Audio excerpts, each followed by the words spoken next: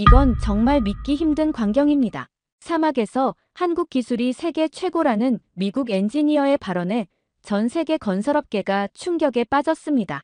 31조 원짜리 세계 최대 지하철을 중동에 깔아버린 한국, 사우디 왕족들이 우리 석유머니는 이제 한국으로 간다며 난리가 났다고 합니다. 불과 몇 년 전 사막에서 무슨 지하철이냐며 비웃던 서구 기업들은 지금 어떤 표정을 짓고 있을까요?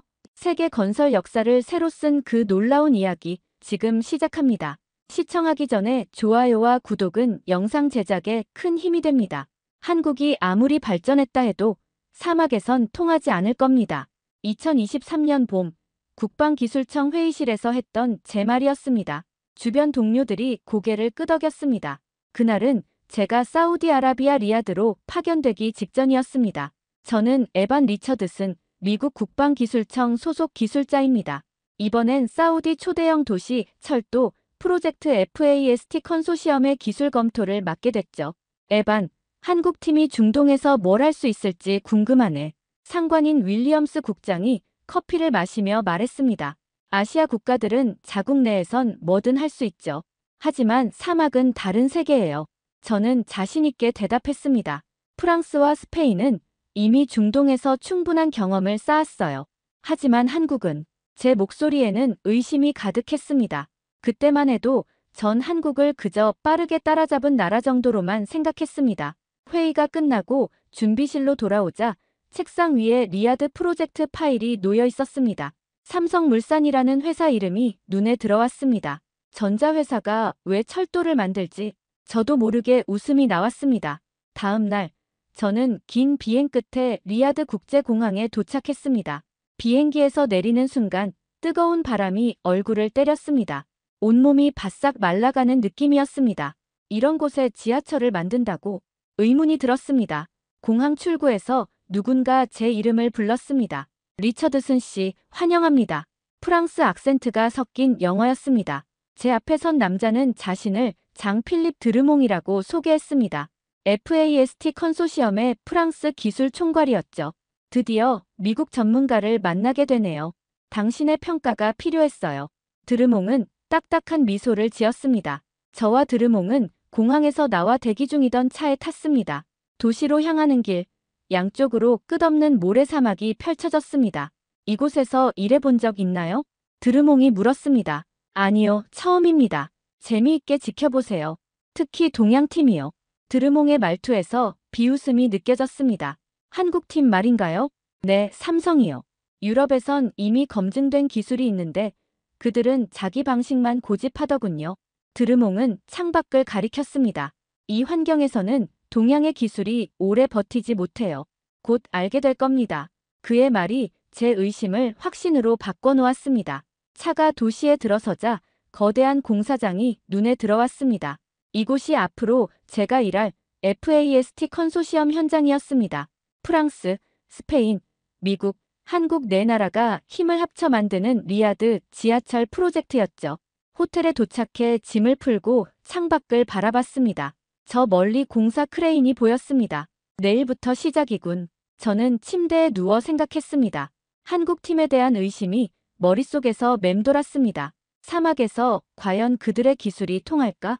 제 마음속엔 이미 답이 정해져 있었습니다. 다음 날 아침, 저는 프로젝트 현장을 처음 방문했습니다.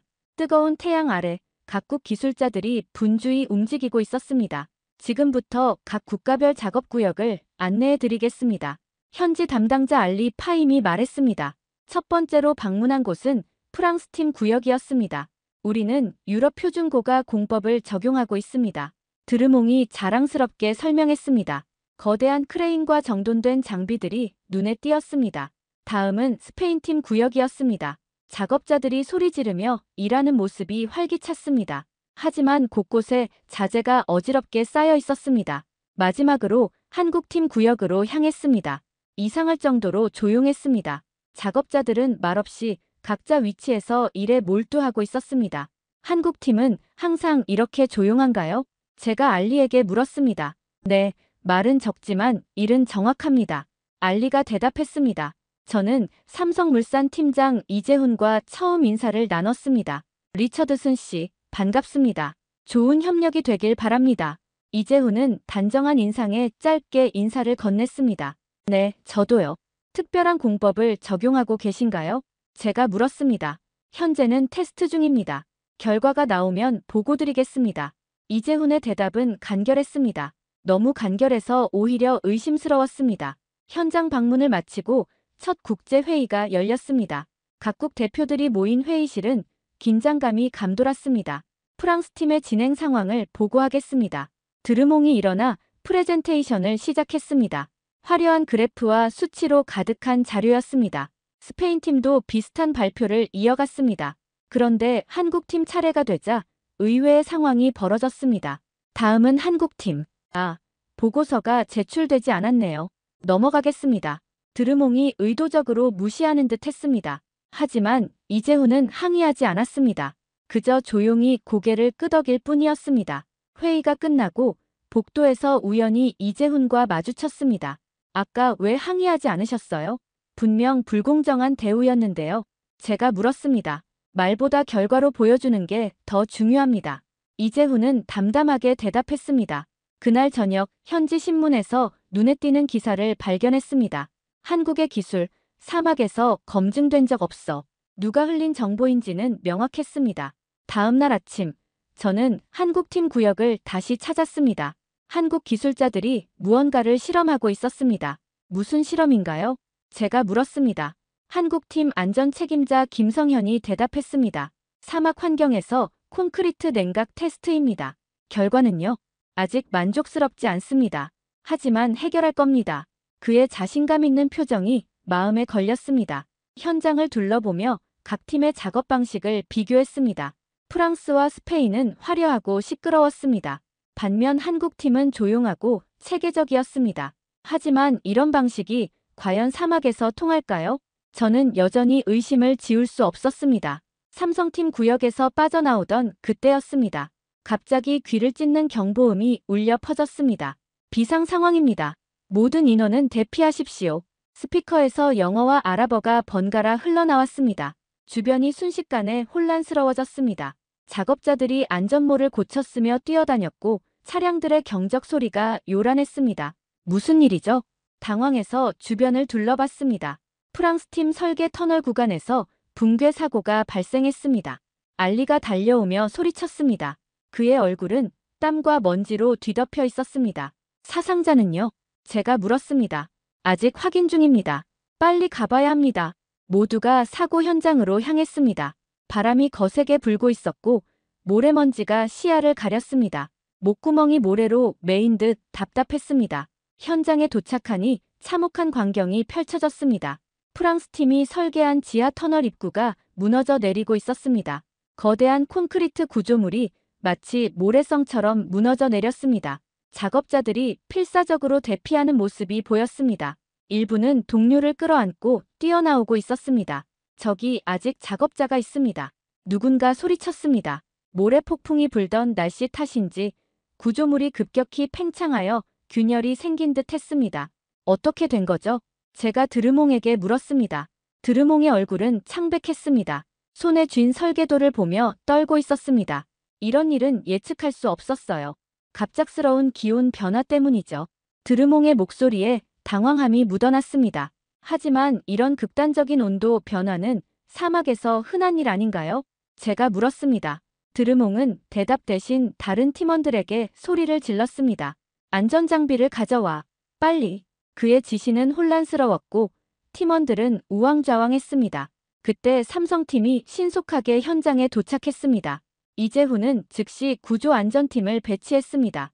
다른 팀들이 혼란스럽게 움직이는 동안 한국팀은 놀라울 정도로 체계적으로 움직였습니다.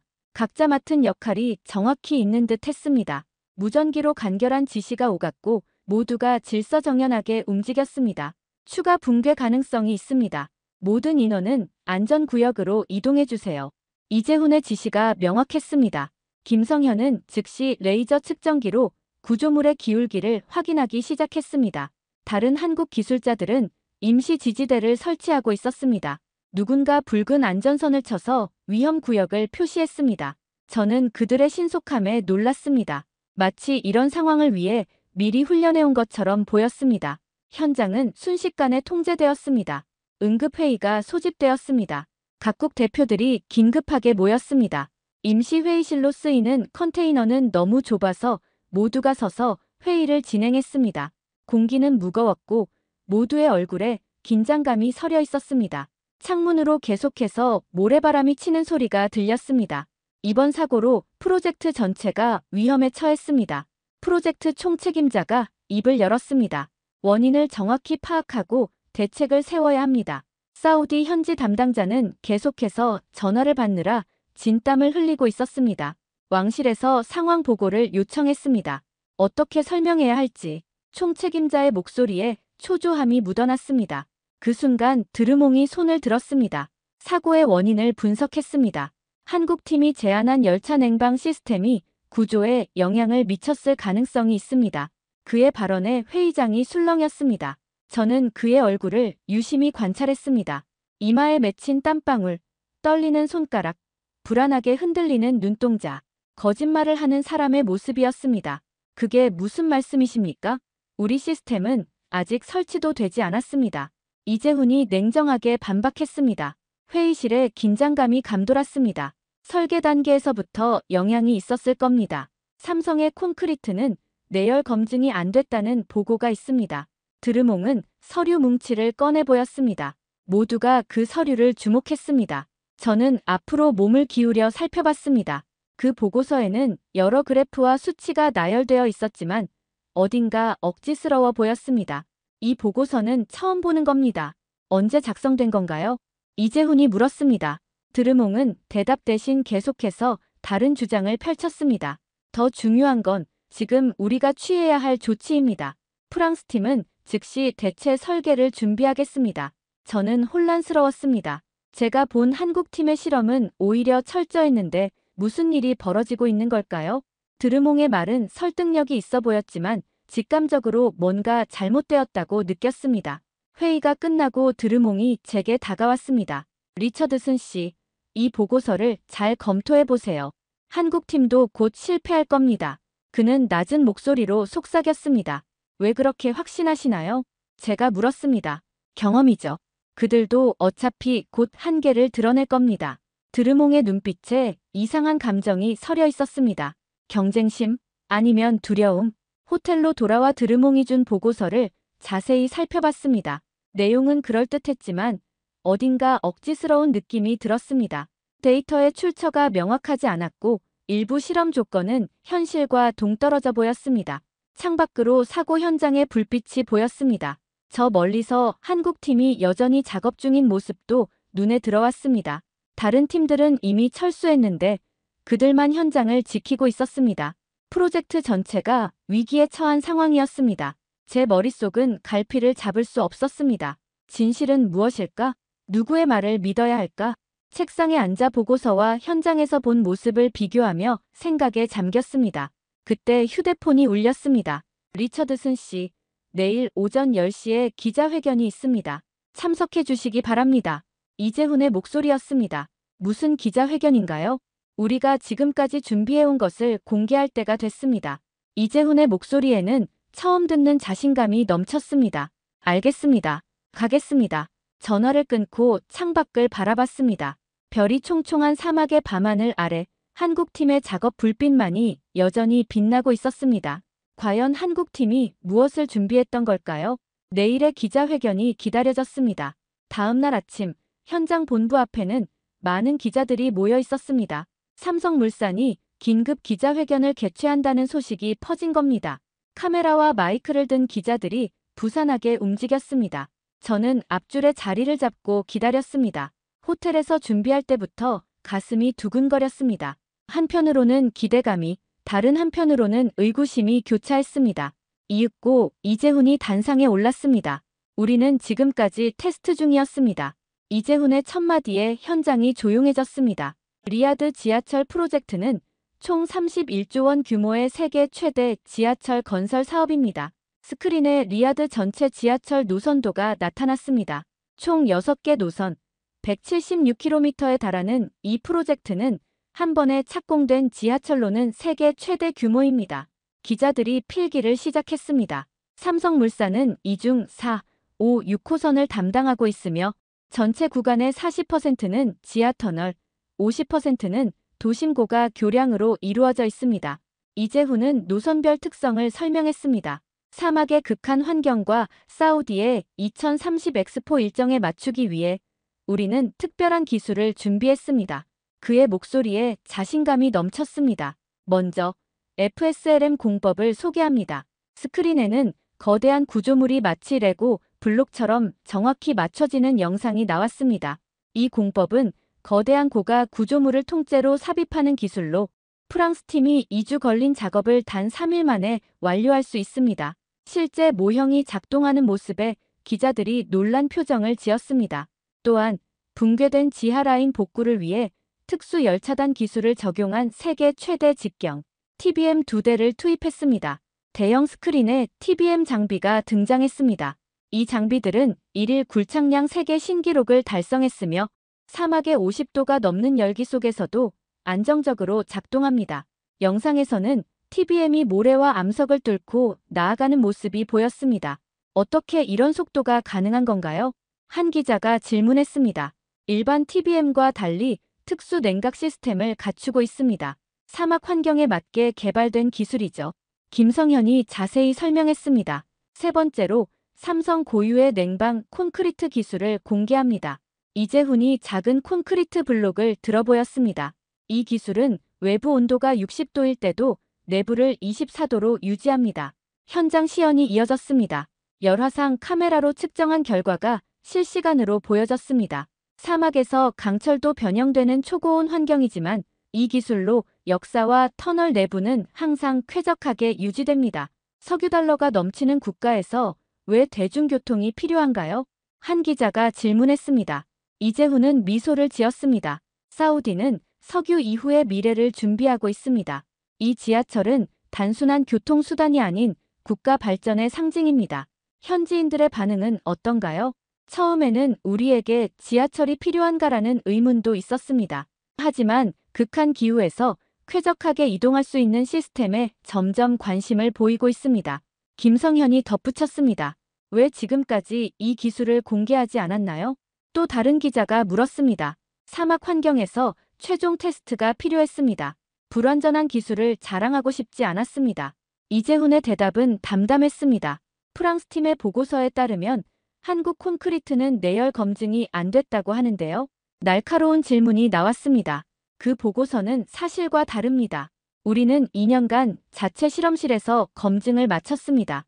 이재훈은 자료를 공개했습니다. 스크린에 수십 가지의 테스트 결과와 인증서가 나타났습니다. 이 프로젝트의 가장 큰 도전은 무엇이었나요? 한 기자가 질문했습니다. 시간이었습니다. 사우디의 2030 엑스포 일정에 맞추려면 전통적인 방식으로는 불가능했죠. 이재훈이 대답했습니다. 그래서 우리는 FSLM 공법과 특수 TBM을 동시에 투입해 공사 기간을 대폭 단축했습니다. 이런 초고속 공정이 안전에 영향을 미치지는 않나요? 오히려 더 안전합니다. 정밀한 사전 제작과 자동화된 설치로 인적 오류 가능성이 줄어들었습니다. 김성현이 자신있게 답했습니다. 이 기술은 다른 중동 국가에도 적용 가능한가요? 다른 기자가 물었습니다. 물론입니다.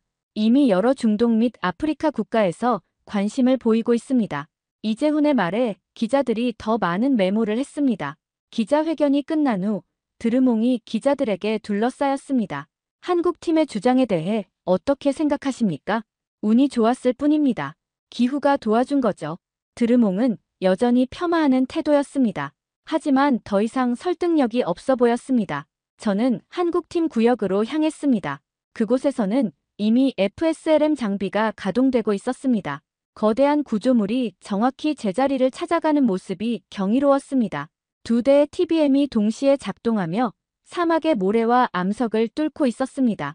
디지털 패널에는 1일 굴착량이 표시되어 있었는데 이전 세계 기록을 30% 이상 넘어선 수치였습니다.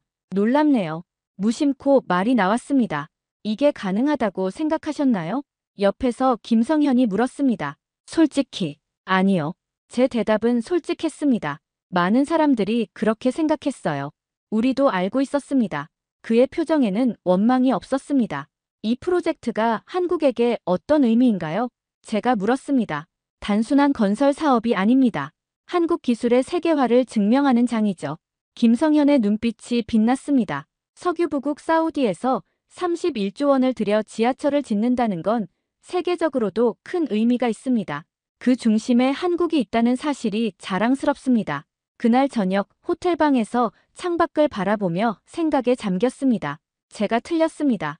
한국의 기술은 제가 상상했던 것보다 훨씬 뛰어났습니다. 그들은 왜 처음부터 이 사실을 알리지 않았을까요? 자랑하고 싶지 않았다는 이재훈의 말이 머릿속에서 맴돌았습니다. 증명하려 했던 걸까요? 다음 날 붕괴 현장은 완전히 달라져 있었습니다.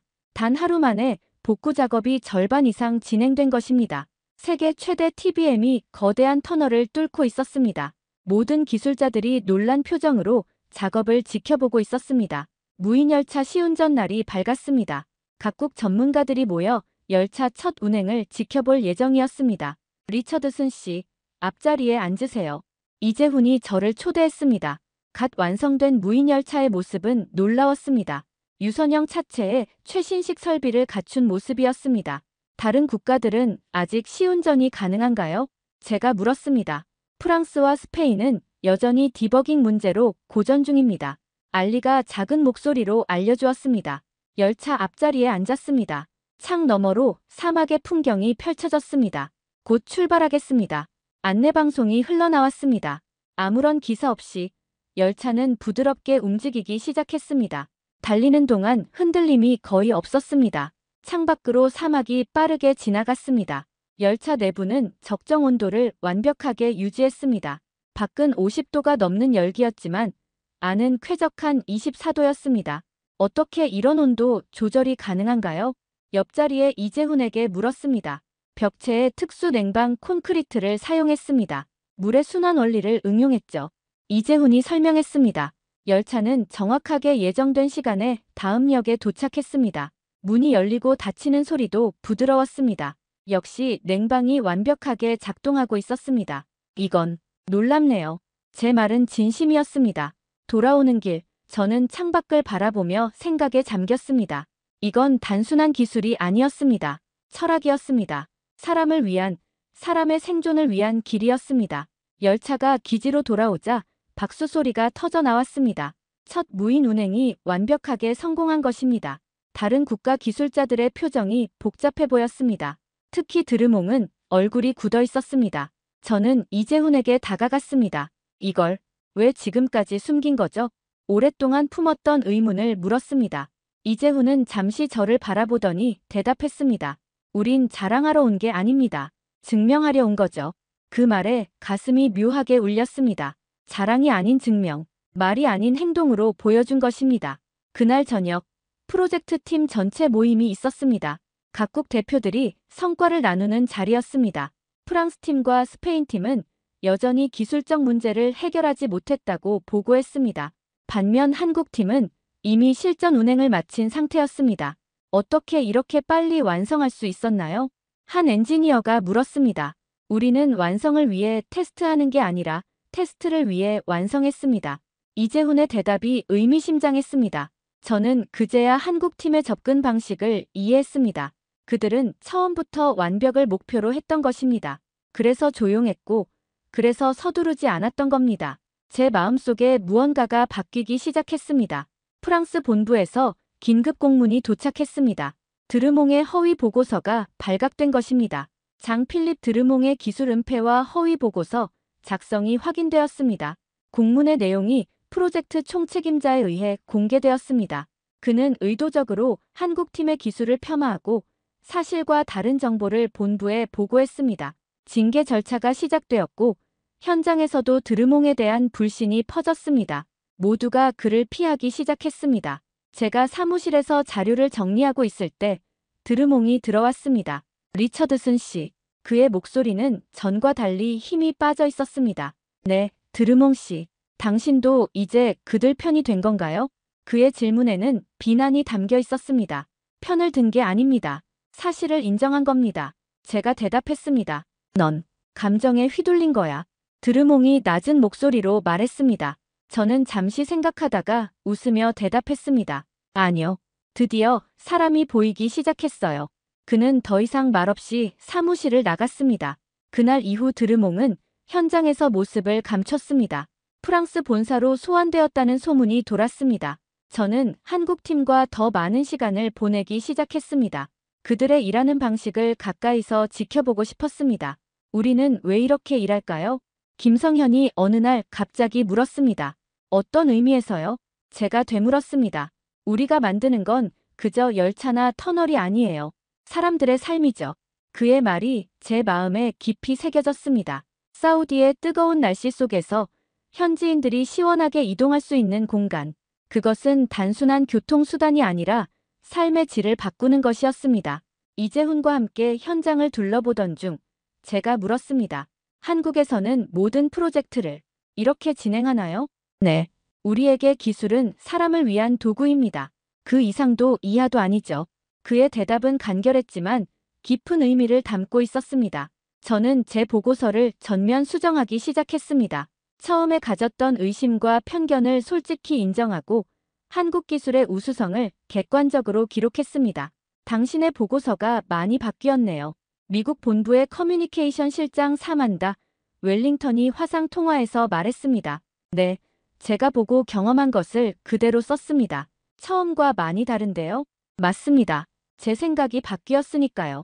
통화를 마치고 창밖을 바라봤습니다. 이제 공사는 거의 마무리 단계에 접어들었습니다. 한국팀의 구역이 가장 먼저 완공되어 가고 있었습니다. 그들의 기술만큼이나 인상적인 것은 그들의 철학이었습니다. 사람을 중심에 두는 기술, 말이 아닌 결과로 증명하는 자세, 자랑보다 헌신을 중요시하는 문화. 저는 이제 그것을 분명히 보고 있었습니다. 2025년 리야드 KAFD역 개통식 날이 밝았습니다. 화려하게 장식된 역사에는 각국 대표와 언론인들이 모여 있었습니다. 저도 미국 대표단의 일원으로 참석했습니다. 개통식 단상에는 사우디 왕자와 각국 대표들이 앉아 있었습니다. 놀랍게도 한국팀과 함께 저도 무대에 오르라는 초대를 받았습니다. 왜 저인가요? 이재훈에게 물었습니다. 당신은 이 프로젝트의 진실을 본 증인입니다. 그의 대답에 가슴이 뭉클했습니다. 개통식이 시작되고 각국 대표들의 연설이 이어졌습니다. 마지막으로 기자들의 질문 시간이 왔습니다. 한 기자가 마이크를 들고 질문했습니다. 리처드슨 씨, 미국 국방기술청 소속 검토관으로서 가장 기억에 남는 팀은 어디였나요? 모든 시선이 저에게 쏠렸습니다. 저는 마이크를 받아들고 잠시 생각했습니다. 이 프로젝트에는 여러 팀이 참여했습니다. 제 목소리가 홀 전체에 울려 퍼졌습니다. 계획만 판 팀도 있었고 시간만 끌던 팀도 있었습니다. 청중들 사이에서 웃음소리가 들렸습니다. 하지만 단 하나의 팀만이 사람을 위해 일했습니다. 제 말에 장내가 조용해졌습니다. 그 팀 이름은 코리아입니다. 제 발언이 끝나자 박수 소리가 터져 나왔습니다. 특히 사우디 관계자들의 박수가 가장 컸습니다. 그들은 한국팀의 진정한 가치를 체감하고 있었습니다. 제 발언은 실시간으로 중계되어 전 세계 SNS에 퍼져나갔습니다. 한국, 사람을 위해 만들다라는 해시태그가 순식간에 트렌드가 되었습니다. 이것은 단순한 마케팅 문구가 아니었습니다. 제가 직접 경험한 철학이었습니다. 개통식 후 이재훈과 함께 완성된 역사를 둘러봤습니다. 정말 아름다운 역이네요. 제가 말했습니다. 아름다움보다 중요한 건 실용성입니다. 이재훈이 대답했습니다. 그의 말대로 이 역은 완벽하게 실용적이었습니다. 무더운 사막 한가운데서도 시원하게 유지되는 실내, 직관적인 안내 시스템과 완벽한 무인 운행, 모든 것이 사용자를 위해 설계되어 있었습니다. 현지 사람들이 역사를 둘러보며 감탄하는 모습이 보였습니다. 그들의 얼굴에는 기쁨과 자부심이 가득했습니다. 이제 우리도 이런 시설을 갖게 되다니 믿기지 않아요. 한 현지인이 말했습니다. 삼성물산의 성공은 곧 새로운 계약으로 이어졌습니다. 중동, 아프리카, 동남아시아에서 러브콜이 쏟아졌습니다. 한국의 기술을 우리나라에도 가져와 주세요. 각국 대표들의 요청이 줄을 이었습니다. 저는 그날 밤 호텔 창가에 서서 불빛으로 빛나는 KAFD역을 바라봤습니다. 처음 이곳에 왔을 때와는 완전히 다른 감정이었습니다.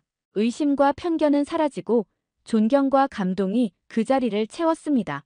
한국의 기술은 조용했지만 가장 강렬했습니다. 미국으로 돌아가는 비행기 안, 창밖으로 사막이 점점 작아져 갔습니다. 2개월간의 임무를 마치고 돌아가는 길이었습니다. 처음 이곳에 왔을 때의 제 모습이 떠올랐습니다.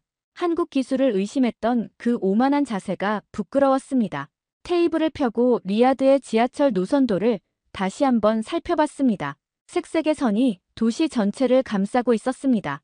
그중 한국팀이 맡은 빨간색 노선이 가장 눈에 띄었습니다. 많은 걸 배웠습니다. 저도 모르게 중얼거렸습니다. 옆자리 승객이 저를 쳐다봤지만 미소만 지을 뿐이었습니다. 비행기가 고도를 높이자 창밖으로 사막을 달리는 무인열차가 보였습니다. 마치 모래 위를 미끄러지듯 부드럽게 움직이고 있었습니다. 그 모습에 절로 미소가 지어졌습니다. 노트북을 꺼내 최종 보고서를 마무리했습니다. 리야드 프로젝트에서 배운 교훈이라는 제목을 달았습니다. 마지막 단락에 이렇게 적었습니다. 이 열차는 기술로 달린 게 아닙니다. 사람의 손과 믿음이 움직인 것입니다. 보고서를 저장하고 창밖을 다시 바라봤습니다. 구름 사이로 점점 작아지는 리야드 도시가 보였습니다. 워싱턴에 도착한 후 상관인 윌리엄스 국장을 만났습니다. 어땠나, 에반? 한국 팀에 대한 첫 인상이 맞았나? 그가 웃으며 물었습니다. 완전히 틀렸습니다, 국장님. 제 솔직한 대답에 그가 눈썹을 치켜 올렸습니다. 그들은 우리가 생각한 것보다 훨씬 앞서 있었습니다. 그렇게 좋았나? 좋다는 표현으로는 부족합니다. 그건 철학이었습니다. 제 말에 윌리엄스가 관심을 보였습니다. 이후 몇 주 동안 제 보고서는 국방기술청 내에서 화제가 되었습니다. 한국 기술의 철학적 접근이라는 세미나까지 열리게 되었습니다. 리야드 프로젝트로부터 3개월 후 저는 특별한 이메일을 받았습니다. KAFD역 벽면에 제 메모가 영구 부착되었다는 소식이었습니다. 이재훈이 보낸 사진 속에는 대리석 벽면에 새겨진 문구가 있었습니다. 이 열차는 기술로 달린 게 아닙니다. 사람의 손과 믿음이 움직인 것입니다. 그 아래에는 제 이름이 새겨져 있었습니다. 가슴이 뭉클해졌습니다. 또 다른 사진에는 역사 입구에 큰 글씨로 새겨진 문구가 보였습니다. 한국, 사람을 위해 만들다. 그 문구는 단순한 슬로건이 아니었습니다. 제가 직접 경험하고 깨달은 진실이었습니다. 이제 저는 다른 프로젝트에 참여할 때마다 한국에서 배운 교훈을 떠올립니다. 기술은 사람을 위해 존재한다는 것, 말보다 행동으로 증명해야 한다는 것, 그리고 가장 조용한 목소리가 때로는 가장 강력하다는 것. 한국의 기술은 조용했지만 가장 강렬했습니다. 그리고 그것은 아직 끝나지 않은 이야기입니다. 세계 곳곳에서 한국의 기술이 사람들의 삶을 바꾸고 있으니까요. 저는 이제 그 변화의 증인이 되었습니다. 의심했던 미국인에서 한국 기술의 가장 큰 지지자로 바뀐 증인 말입니다. 세계를 놀라게 한 충격적인 발표가 있었습니다. 독일 최고의 안전인증기관이 아시아 제품 중 오직 한국산에만 특별 등급을 부여했습니다. 역사상 처음 있는 일이었습니다. 이 결정의 배경에는 바로 작은 금속 캔 하나가 가진 놀라운 비밀이 숨겨져 있었다고 하는데요. 한국이 세계 시장의 90%를 점유하고 있는 이 제품, 여러분은 알고 계셨나요? 우리가 일상에서 쓰는 이 평범한 물건이 세계인의 인식을 바꾸었습니다. 오늘 사연은 독일에서 온 안전 엔지니어 요하네스 슐라이허 씨의 실화입니다. 그의 눈을 통해 본 대한민국의 진짜 경쟁력, 지금부터 시작합니다. 시청하기 전에 좋아요와 구독은 영상 제작에 큰 힘이 됩니다. 안녕하세요. 제 이름은 요하네스 슐라이허입니다. 독일 프랑크푸르트에서 글로벌 안전 엔지니어로 일하고 있죠. 30대 후반, 10년 넘게 수많은 제품의 안전성을 평가해왔습니다. 저는 항상 데이터와 객관적 수치만 믿었습니다. 기계는 신뢰할 수 있지만 사람의 손길이 닿으면 오차가 생긴다고 생각했죠. 그게 제 원칙이었습니다. 하지만 작은 부탄가스 캔 하나가 제 모든 생각을 바꿔놓을 줄은 몰랐습니다. 그날 아침 프랑크푸르트 언론은 조용한 주택가에서 일어난 가스 폭발 사고를 보도했습니다. 피해자는 70대 노부부였고 주방에서 사용하던 일회용 부탄가스가 폭발해 집 일부가 파손됐다고 했습니다. 저는 그 뉴스를 보자마자 현장으로 달려갔습니다. 안전 엔지니어로서 이런 사고는 제 책임 범위였으니까요. 현장에 도착해보니 집 한쪽이 완전히 무너져 내려 있었습니다. 다행히 노부부는 경상이었지만 충격에서 벗어나지 못한 채 구급차 앞에 서 있었습니다. 어떻게 된 일인가요? 노인은 떨리는 손으로 말했습니다. 그냥 평소처럼 요리하고 있었어요. 갑자기 퍽 하는 소리와 함께 불이 치솟았죠. 증거물을 수집하는 과정에서 발견한 부탄가스 캔 잔해는 분명 중국산이었습니다. 바깥 표면은 멀쩡했지만 내부 구조에 심각한 결함이 있었어요. 생산 과정에서 누군가의 실수 아니면 고의적인 품질 저하였을 수도 있었습니다. 다음 날 제 사무실엔 그 제품의 유통업자인 리 웨이가 찾아왔습니다. 중국 본토에서 온 리 웨이는 비싼 양복을 입고 있었지만 말투는 불쾌할 정도로 거만했습니다. 사고는 늘 일어나는 법이죠. 소비자가 잘못 사용했을 가능성도 있어요. 리 웨이는 어깨를 으쓱하며 말했습니다. 하지만 이건 명백한 제품 결함입니다. 제대로 된 품질 관리가 필요해요. 제가 강경하게 말하자 리 웨이는 비웃듯 대답했습니다. 싸고 잘 팔리면 그만이죠. 지나치게 까다롭게 굴 필요 없어요. 그 순간 속에서 화가 치밀었습니다. 사람 목숨이 걸린 문제를 이렇게 가볍게 여긴다니요. 사무실을 나가는 리 웨이를 노려보며 책상 위 서류들을 정리하던 중 한 줄의 문장이 눈에 띄었습니다. 한국산 제품은 구조가 다릅니다. 내부 안전장치와 이중 검수 시스템으로 유사 사고 확률이 현저히 낮음. 짧은 문장이었지만 그 순간 머릿속에 의문이 피어올랐습니다. 정말 그럴까? 아시아 제품이라면 다 비슷하지 않을까? 저는 항상 데이터와 객관적 수치만 믿어왔습니다. 하지만 이번엔 그 문장이 자꾸 머릿속을 맴돌았습니다. 그날 저녁, 저는 충동적인 결정을 내렸습니다. 직접 확인해보자. 눈으로 보고 손으로 만져보자. 그리고 그 주장이 진실인지 확인하자. 한국이라는 나라, 솔직히 말해 저에겐 삼성과 현대 외에는 특별한 이미지가 없었습니다. 하지만 그 작은 부탄가스 캔 하나가 제 인생을 바꿀 줄은 그때는 몰랐죠. 요하네스, 다음 주 일정은 어떻게 되나요? 상사가 물었을 때 저는 이미 마음을 정한 상태였습니다. 한국 출장을 다녀와야 할 것 같습니다. 최근 사고와 관련해 현지 조사가 필요합니다. 그렇게 저는 낯선 나라로 향하는 비행기 표를 예약했습니다. 12시간의 긴 비행 동안 저는 한국에 대한 자료를 찾아봤습니다. 놀랍게도 이 작은 나라는 세계 시장에서 생각보다 훨씬 큰 영향력을 가지고 있었습니다. 특히 일회용 부탄가스는 세계 시장의 90%를 점유하고 있다는 통계가 있었습니다. 그럴 리가 없어. 처음엔 그 수치가 과장된 것이라 생각했습니다. 하지만 곧 직접 눈으로 확인하게 될 줄은 몰랐습니다. 비행기 창문 너머로 보이는 한국은 상상했던 것보다 훨씬 최신식이었습니다. 인천공항에서 천안으로 이동하는 길, 창밖으로 펼쳐진 풍경은 독일과 크게 다르지 않았습니다. 하지만 마음속에는 여전히 의구심이 남아있었습니다. 정말 이 나라에서 만든 작은 캔 하나가 다를 수 있을까? 그 의문을 안고 저는 천안의 부탄가스 공장으로 향했습니다. 천안에 도착한 첫날, 저는 바로 공장으로 향했습니다. 도심에서 조금 벗어난 곳에 자리 잡은 공장은 생각보다 훨씬 컸습니다. 약 13만 제곱미터의 부지는 축구장 18개를 이어놓은 것과 맞먹는 규모였습니다. 정문 앞에 서자 땀이 조금 났습니다. 이곳에서 과연 제가 원하는 답을 찾을 수 있을까요? 아니면 또 다른 실망을 안고 돌아가게 될까요? 요하네스 씨, 어서 오세요. 기다리고 있었습니다. 현관에서 저를 맞이한 사람은 박정우 팀장이었습니다. 40대 초반으로 보이는 박정우 팀장은 단정한 차림새와 조용한 목소리를 가진 사람이었습니다. 첫인상은 특별히 강렬하지 않았지만 왠지 신뢰가 가는 모습이었습니다. 직접 와주셔서 감사합니다. 이쪽으로 오시죠. 박정우 팀장은 저를 공장 내부로 안내했습니다. 문을 열자마자 귀를 때리는 기계 소리와 함께 눈앞에 펼쳐진 광경에 말문이 막혔습니다. 끝이 보이지 않는 컨베이어 벨트 위로 수많은 부탄가스 캔들이 빠른 속도로 움직이고 있었습니다. 이곳에서는 하루에 몇 개나 생산하시나요? 궁금증을 참지 못하고 물었습니다. 하루 평균 70만 개, 1년으로 치면 약 2억 개가 넘습니다. 그 숫자를 듣는 순간 저도 모르게 눈이 커졌습니다. 상상이 안 되는 규모였습니다. 그중 40% 정도는 해외로 수출됩니다. 60개국 이상이죠. 박정우 팀장은 덤덤하게 말했지만 저에겐 충격적인 정보였습니다. 작은 나라에서 이런 규모로 세계 시장을 점유하고 있다니요. 정말 세계 시장의 90%를 차지한다는 게 사실인가요?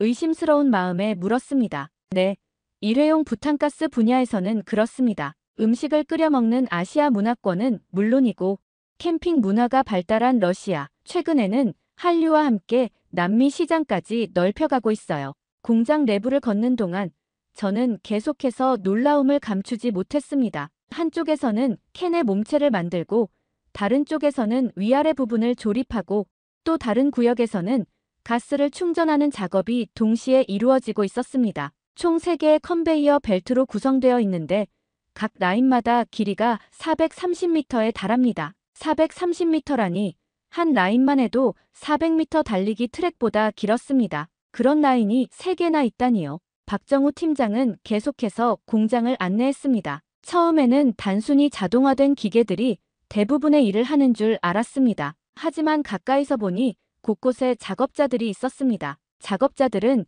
기계 옆에서 제품을 살피고 때로는 직접 손으로 검수하고 있었습니다. 기계만으로는 부족한가요? 순간 궁금증이 생겼습니다. 네, 기계는 정밀하지만 한계가 있습니다. 사람의 눈과 손이 더 중요한 부분이 많죠. 박정우 팀장의 그 말에 처음으로 제 생각이 흔들리기 시작했습니다. 저는 항상 자동화와 데이터를 신뢰해왔습니다. 사람은 오차를 만들고 기계는 정확하다고 믿었으니까요. 하지만 이곳에선 그 두 가지가 완벽하게 조화를 이루고 있는 것 같았습니다. 실제로 이 공장의 불량률은 얼마나 되나요?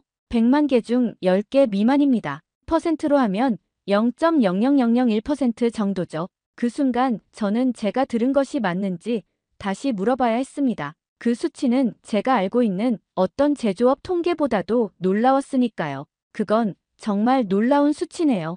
요하네스 씨, 이제 더 자세히 보여드릴게요. 따라오시죠. 박정우 팀장은 저를 또 다른 구역으로 안내했습니다. 이곳에서 저는 한국의 제조업이 단순한 기술이 아닌 무언가 다른 철학을 가지고 있다는 것을 느끼기 시작했습니다. 박정우 팀장은 저를 뜨거운 수증기가 피어오르는 구역으로 안내했습니다. 그곳에는 한 여성이 집중해서 컨베이어 벨트를 응시하고 있었습니다. 55도의 뜨거운 물이 담긴 수조를 지나는 부탄가스 캔들을 하나하나 눈으로 확인하는 모습이었습니다. 여긴 온수 테스트 구간입니다. 가스 누기를 확인하는 중요한 공정이죠. 박정우 팀장의 설명에 저는 의아했습니다. 센서나 자동화 장비로 하면 더 효율적이지 않을까요? 그러자 박정우 팀장은 고개를 흔들었습니다. 미세한 기포는 사람의 눈이 더 정확하게 잡아냅니다. 이 자리에 계신 분은 김정혜 님이세요. 15년 넘게 이 일을 해오셨죠. 김정혜 씨는 잠시 시선을 돌려 저를 향해 짧게 인사한 뒤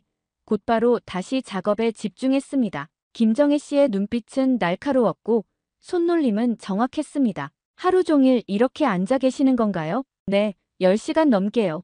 허리도 아프고 눈도 피로하지만 중요한 일이니까요. 김정혜 씨는 시선을 떼지 않고 대답했습니다. 왜 이렇게까지 하시나요? 그냥 기계에 맡기면. 제 질문이 끝나기도 전에 김정혜 씨가 말했습니다. 내 가족도 이걸 써요. 그리고 누군가의 가족도 쓰겠죠. 그러니 대충 할 수 없어요. 그 말에 저는 잠시 할 말을 잃었습니다. 단순한 품질 관리가 아니었습니다. 그건 책임감이었고 사명감이었습니다. 박정우 팀장은 계속해서 공장을 안내했습니다. 한쪽에서는 캔의 윗부분에 분홍빛 고무 패킹을 입히는 작업이 진행 중이었습니다. 이건 왜 하는 건가요? 가스가 새지 않도록 이중으로 안전장치를 하는 겁니다. 작은 부분 같지만 이게 안전을 결정하죠. 작업자는 하나하나 눈으로 확인하며 불량품을 걸러내고 있었습니다. 컨베이어 벨트는 분당 1200개의 속도로 움직이고 있었지만 작업자의 손은 그보다 더 빨랐습니다. 이렇게 빠른 속도로 정확하게 검수가 가능한가요?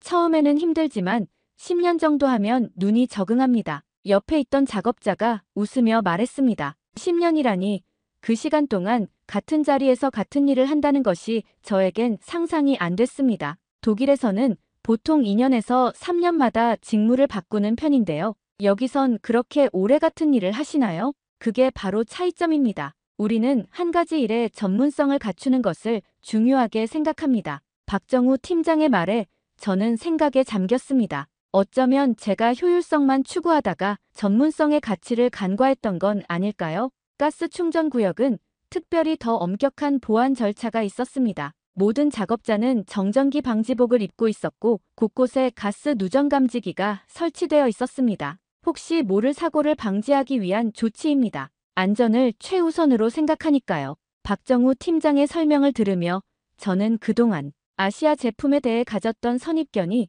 조금씩 무너지는 것을 느꼈습니다. 이곳에서는 값싼 생산 비용보다 안전과 품질이 우선이었습니다. 충전을 마친 부탄가스 캔들은 다시 온수 테스트 구간으로 이동했습니다. 이번에는 충전 후 누기 확인이었습니다. 작업자들은 여전히 한치의 오차도 허용하지 않는 자세로 제품을 검수하고 있었습니다. 이런 섬세한 작업을 하루 종일 하면 정말 힘들 것 같은데요. 물론 힘듭니다. 하지만 이게 우리가 세계 시장에서 인정받는 이유입니다. 그 말에 저는 고개를 끄덕일 수밖에 없었습니다. 이제야 왜 한국산 부탄가스가 세계 시장의 90%를 차지하는지 조금씩 이해가 됐습니다. 갑자기 공장 안에 알람 소리가 울려 퍼졌습니다. 저는 놀라서 주변을 둘러봤지만 작업자들은 당황하지 않는 모습이었습니다. 오히려 일사불란하게 움직이기 시작했습니다. 무슨 일인가요? 밸브 감지 센서에 오류가 발생한 것 같네요. 잠시 라인을 멈추겠습니다.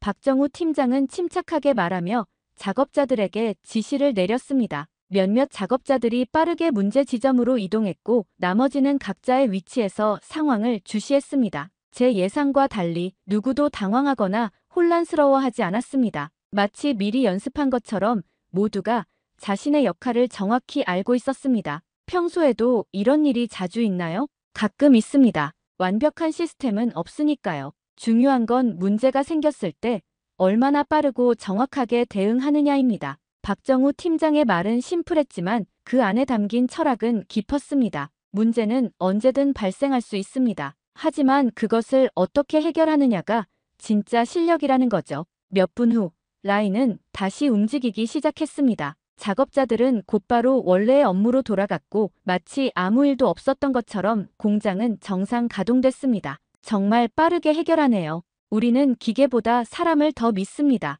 기계는 문제를 알려줄 뿐 해결하는 건 결국 사람의 몫이니까요. 그 말에 저는 깊은 생각에 빠졌습니다. 제가 지금까지 믿어온 가치관과는 조금 다른 접근법이었습니다. 저는 항상 자동화와 시스템 개선을 통해 사람의 오류를 줄여야 한다고 생각했습니다. 하지만 이곳에서는 사람이 시스템의 중심이었습니다. 박정우 팀장은 저를 다른 구역으로 안내했습니다. 그곳에서는 완성된 제품들이 포장되고 있었습니다. 이제 마지막 검수 단계입니다. 자동 시스템으로 걸은 후에도 사람의 눈으로 한 번 더 확인합니다. 그렇게까지 할 필요가 있을까요? 이미 충분한 검수 과정을 거쳤는데 요하네스 씨, 안전에 있어서 충분이라는 말은 없습니다. 마지막 1%의 완성도가 제품의 운명을 결정하죠. 그의 말에 저는 잠시 침묵했습니다. 한국의 제조업은 제가 알던 것과 달랐습니다. 단순히 기술적 우수성이 아니라 그 이면에 있는 철학과 사람들의 마음가짐이 다른 것 같았습니다.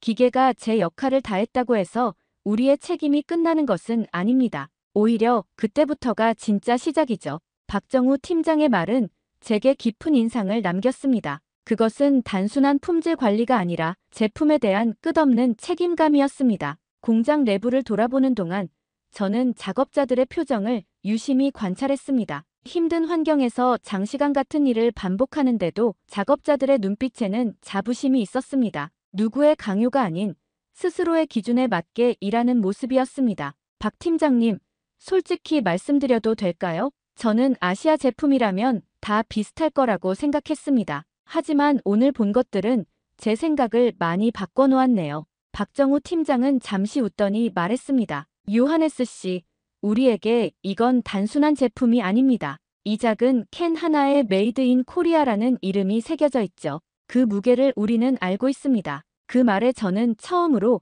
제가 지금까지 놓치고 있던 것을 깨달았습니다. 이건 기술의 차이가 아니라 마음의 차이였습니다. 공장 한쪽에서 수첩을 들고 열심히 메모하는 젊은 청년이 눈에 들어왔습니다. 다른 작업자들과는 달리 청년은 작업복이 아닌 단정한 셔츠 차림이었습니다. 저분은 누구인가요? 제가 물었습니다. 아, 실습생 유진이에요. 서울 공대에서 온 학생이죠. 박정우 팀장의 설명을 들으며 저는 궁금증이 생겼습니다. 요즘 젊은이들이 이런 제조업 현장에 관심을 갖는다는 게 의외였거든요. 잠시 이야기해도 될까요?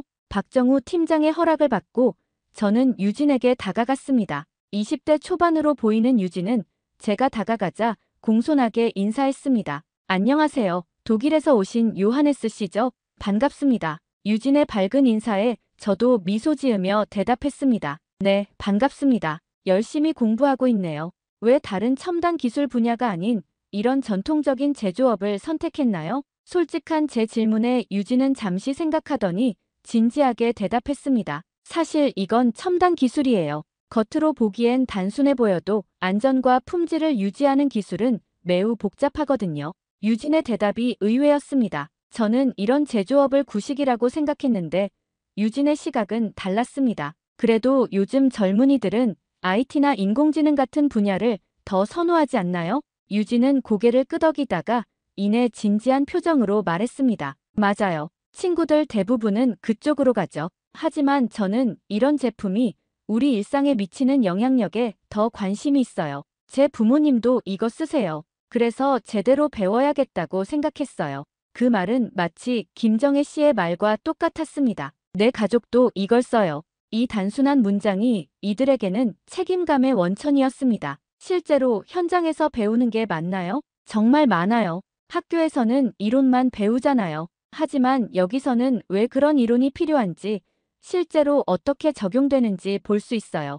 유진의 눈빛은 배움에 대한 열정으로 가득했습니다. 유진은 단순한 견학을 넘어 진정으로 이 일을 이해하고 발전시키고 싶어 하는 것 같았습니다. 미래에는 어떤 일을 하고 싶어요? 이런 제품의 안전성을 더 높이는 연구를 하고 싶어요. 기술은 계속 발전하지만 기본적인 안전 원칙은 변하지 않거든요. 저는 유진의 대화를 들으며 깊은 인상을 받았습니다. 젊은 세대까지 이런 가치관을 가지고 있다는 것은 한국의 제조업 정신이 단순한 현상이 아닌 깊은 뿌리를 가지고 있다는 증거였습니다. 박 팀장님, 이런 실습생들이 많이 오나요? 네, 최근에는 더 늘었어요. 단순히 취업을 위한 스펙이 아니라 진짜 배우려는 학생들이 늘고 있습니다. 박정우 팀장의 말에 저는 한국의 미래가 더욱 밝아 보였습니다. 기술만으로는 얻을 수 없는 사람의 마음에서 비롯되는 품질, 그것이 이 나라의 진정한 경쟁력이 아닐까 싶었습니다.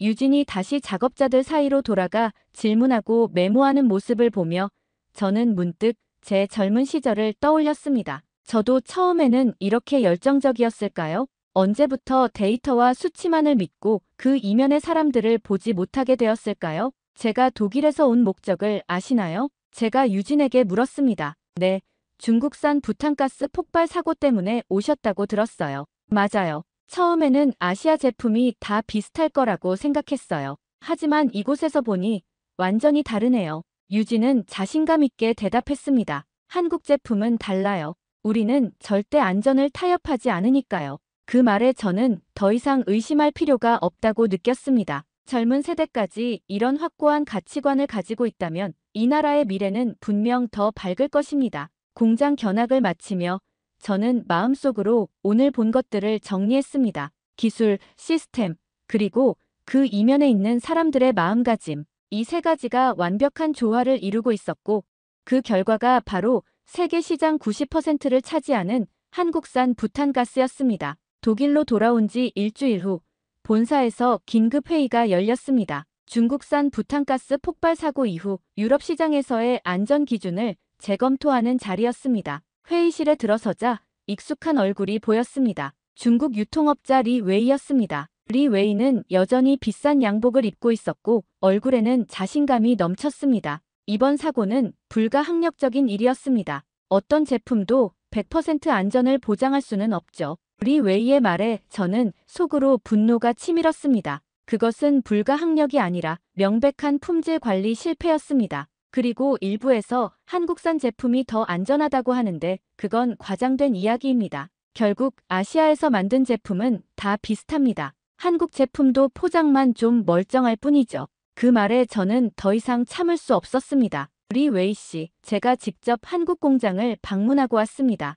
그곳에서 본 것은 당신의 말과 완전히 다릅니다. 제 발언의 회의실 분위기가 갑자기 긴장됐습니다. 모두의 시선이 저에게 집중됐습니다. 한국 부탄가스 공장의 불량률은 100만 개 중 10개 미만입니다. 0.00001%라는 놀라운 수치죠. 이건 단순한 포장 차이가 아닙니다. 리 웨이는 여전히 냉소적인 표정이었습니다. 숫자 노름이죠. 실제로는 다 비슷합니다. 아닙니다. 제가 직접 눈으로 확인했습니다. 한국 제품이 세계 시장의 90%를 차지하는 데에는 이유가 있습니다. 상사가 저에게 물었습니다. 요하네스, 정확히 무엇이 다른가요? 저는 잠시 생각에 잠겼습니다. 어떻게 하면 제가 본 것들을 정확히 전달할 수 있을까요? 단순한 기술적 차이가 아니라 그 이면에 있는 정신을 어떻게 설명할 수 있을까요? 사람입니다. 회의실에 잠시 침묵이 흘렀습니다. 한국 공장에서 본 것은 단순한 자동화 시스템이 아니었습니다. 15년 경력의 작업자가 뜨거운 물속에서 미세한 기포를 찾아내는 장면,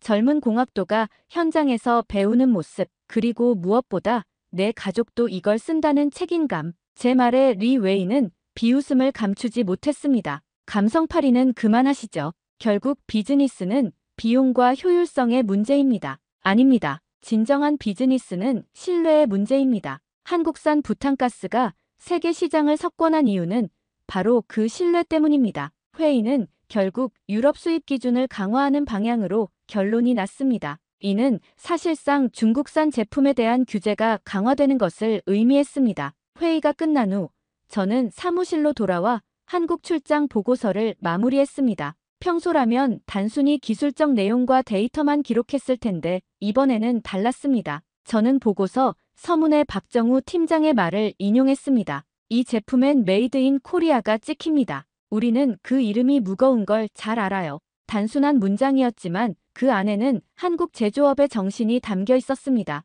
저는 기술적 데이터를 넘어 사람들의 손끝에서 만들어지는 신뢰와 책임감에 대해 썼습니다. 보고서를 제출하고 집으로 돌아가는 길, 저는 문득 사무실 근처 마트에 들렀습니다. 그리고 진열대에 있는 부탄가스 캔들을 살펴봤습니다. 대부분은 중국산이었지만 한쪽 구석에 메이드 인 코리아라고 쓰인 제품이 있었습니다. 가격은 조금 더 비쌌지만 저는 망설임 없이 그것을 골랐습니다. 한국에서의 마지막 날, 박정우 팀장은 저를 출하 직전 최종 검수 공정으로 안내했습니다. 이곳은 모든 과정을 거친 제품이 마지막으로 확인되는 곳이었습니다. 자동 검사로 걸러진 제품도 최종적으로는 이곳에서 사람의 눈으로 확인합니다. 박정우 팀장은 직접 한 캔을 집어들었습니다. 그리고 꼼꼼하게 살펴보기 시작했습니다. 미세한 기포, 표면의 주름, 극미한 오염까지 모두 제품의 안전에 영향을 줄 수 있습니다.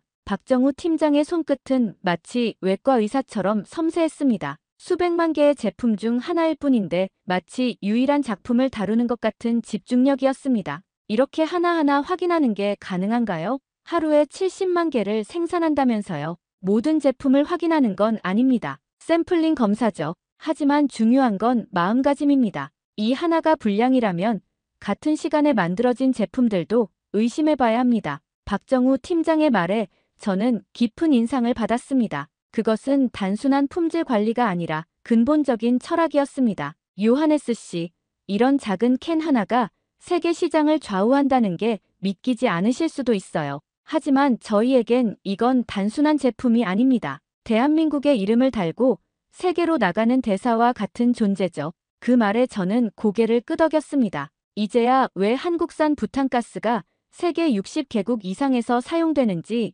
이해할 수 있었습니다. 그건 단순한 기술의 승리가 아니라 책임감과 자부심의 결과였습니다. 출하장에서는 완성된 제품들이 박스에 담겨 트럭에 실리고 있었습니다. 목적지는 다양했습니다. 미국, 러시아, 남미, 동남아시아, 전 세계 곳곳으로 향하는 작은 캔들이었습니다. 이 제품들은 어떤 기준으로 수출하나요? 각 나라마다 요구사항이 다를 텐데요. 네, 나라마다 안전 기준이 다릅니다. 하지만 저희는 가장 까다로운 기준에 맞춰 모든 제품을 만듭니다. 그게 더 효율적이기도 하고 무엇보다 안전을 최우선으로 생각하니까요. 이런 태도가 한국 제품이 세계적으로 인정받는 이유였습니다. 최소한의 기준을 맞추는 것이 아니라 가능한 한 가장 높은 기준을 스스로 설정하는 것. 그것이 진정한 경쟁력이었습니다. 제가 독일로 돌아가면 이곳에서 본 것들을 정확히 전달하고 싶습니다. 특히 리 웨이 같은 사람들의 편견을 바로잡고 싶어요. 박정우 팀장은 미소를 지었습니다. 그냥 보신 그대로 전하시면 됩니다. 저희는 화려한 말보다 제품이 말해주길 바랍니다. 박정우 팀장의 말처럼 한국의 제조업은 화려한 광고나 마케팅보다 제품의 품질로 승부하고 있었습니다. 그리고 그 핵심에는 사람이 있었습니다. 공장을 나서기 전 저는 작업자들에게 인사를 건넸습니다. 하루 종일 같은 자리에서 집중하는 작업자들의 노고가 세계 시장을 움직이고 있다는 사실이 새삼 놀라웠습니다. 정말 감사합니다. 덕분에 많은 것을 배웠습니다. 김정혜 씨는 잠시 일을 멈추고 웃으며 대답했습니다. 별 말씀을요. 저희는 그저 맡은 일을 하는 것뿐입니다. 그저 맡은 일이 세계 최고의 품질을 만들어내고 있다는 게 놀라웠습니다. 겸손하게 자신의 역할을 다하는 작업자들의 모습에서 저는 한국의 진정한 경쟁력을 발견했습니다. 독일로 돌아온 지 한 달 후 저의 보고서는 업계에서 큰 반향을 일으켰습니다. 아시아 제품의 안전성 편견과 현실이라는 제목의 이 보고서는 한국산 부탄가스의 우수성을 데이터와 현장 경험을 바탕으로 명확히 보여주었습니다. 특히 기술은 복제할 수 있지만 사람의 마음은 복제할 수 없다는 결론 부분은 많은 사람들의 공감을 얻었습니다. 저는 여기서 멈추지 않고 제 개인 SNS에 짧은 글을 올렸습니다. 나는 아시아를 오해했다. 하지만 한국은 달랐다. 기술이 아닌 사람의 진심이 신뢰를 만든다. 메이드 인 코리아는 이제 나에게 신뢰의 이름이다. 예상과 달리 이 글은 빠르게 퍼져나갔습니다. 많은 사람들이 댓글을 달았고 자신들도 비슷한 경험이 있다고 공유했습니다. 놀랍게도 이 반응은 독일에 국한되지 않았습니다. 전 세계 여러 나라에서 관심을 보였고 심지어 한국 언론에서도 이 이야기를 다루기 시작했습니다. 어느 날 박정우 팀장에게서 메일이 왔습니다. 요하네스 씨, 당신의 글을 보고 우리 직원들이 많이 감동했습니다. 단순히 우리 제품을 칭찬해 주신 것이 아니라 제품 뒤에 있는 사람들의 노력을 알아봐 주셔서 진심으로 감사합니다. 그 메일을 읽으며 저는 제가 한국에서 보낸 짧은 시간이 얼마나 가치 있었는지 다시 한번 깨달았습니다. 그것은 단순한 비즈니스 출장이 아니라 제 인생의 관점을 바꾼 소중한 경험이었습니다. 얼마 후 저는 유럽 안전기준협회의 세미나에서 연사로 초청받았습니다. 주제는 글로벌 시장에서의 제품 안전성이었습니다. 강연을 준비하며 저는 한국에서의 경험을 어떻게 전달할지 고민했습니다. 대형 스크린에 천안 공장의 사진을 띄우며 저는 말을 시작했습니다. 이곳은 세계 시장의 90%를 차지하는 부탄가스를 만드는 한국의 공장입니다. 제가 처음 이곳을 방문했을 때 기대했던 것은 최첨단 자동화 시스템이었습니다. 하지만 발견한 것은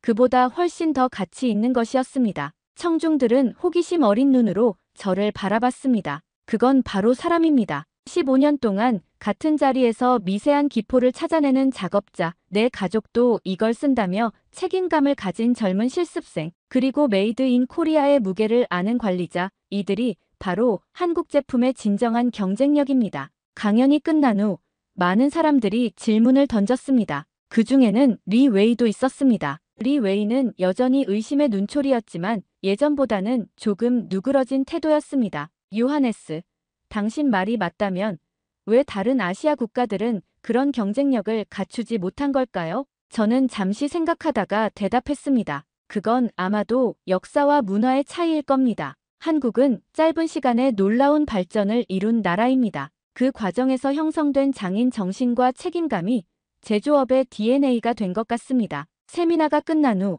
저는 사무실로 돌아왔습니다. 책상 위에는 한국에서 가져온 작은 부탄가스 캔이 놓여 있었습니다. 그것은 이제 단순한 제품이 아니라 제게 중요한 가치를 상기시키는 상징이 되었습니다. 저는 창문 너머 프랑크푸르트의 풍경을 바라보며 생각했습니다. 불과 몇 개월 전 저는 아시아 제품에 대한 편견을 가진 평범한 엔지니어였습니다. 하지만 지금은 데이터 너머의 사람을 볼 줄 아는 사람이 되었습니다. 그리고 이 모든 변화는 작은 부탄가스 캔 하나에서 시작되었다는 사실이 놀라웠습니다. 이제 저는 자신 있게 말할 수 있습니다. 한국은 제가 알던 아시아가 아니었습니다. 그곳에는 기술을 넘어선 진심이 있었고 그 진심이 세계를 움직이고 있었습니다.